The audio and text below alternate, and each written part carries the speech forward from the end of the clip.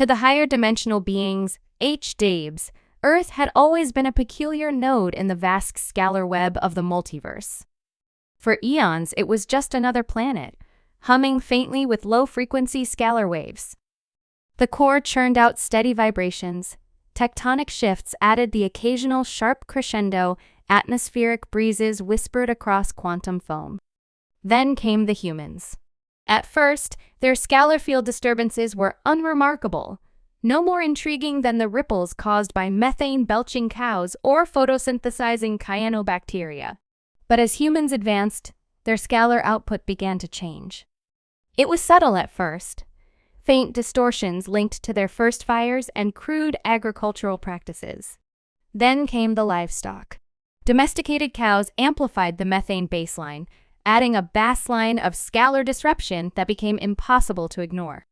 For Xerix, a wandering HDB and self-proclaimed connoisseur of scalar phenomena, the real turning point came with humanity's invention of civilization. The scalar noise of cities, combined with the digestive emissions of grain-fed animals and humans alike, created a chaotic symphony unlike anything Xerix had ever observed. It was dissonant and wild, but somehow it worked. Humanity's scalar signature reached new heights during the Industrial Revolution. Coal-powered factories, sprawling cities, and methane vents turned Earth into a cosmic improvisational jazz session.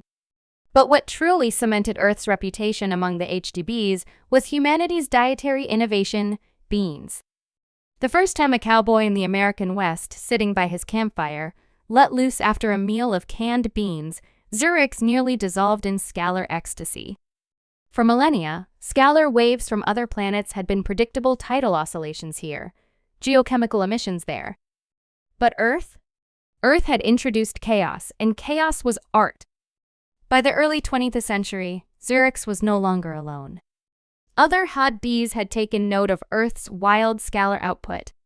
They gathered in higher dimensional spaces to observe the human scalar phenomenon, marveling at the way methane plumes from cow pastures mixed with the scalar echoes of industrial factories and the sharp, energetic spikes of political rallies.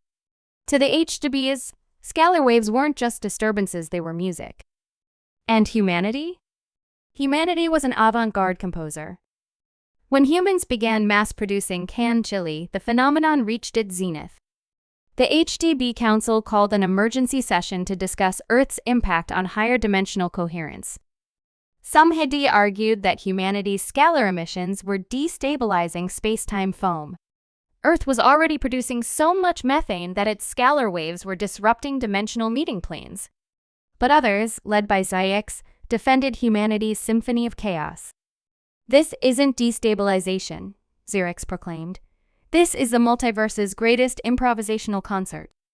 Despite Xerix's passionate defense, the Council decided humanity needed guidance. They dispatched a delegation to Earth's atmosphere, manifesting as glowing orbs in the sky. But humanity, true to form, interpreted the phenomenon as swamp gas and continued on their merry way, oblivious to the HDB's presence. The humans kept pushing their scalar symphony to new heights, introducing fast food, factory farming, and urbanization.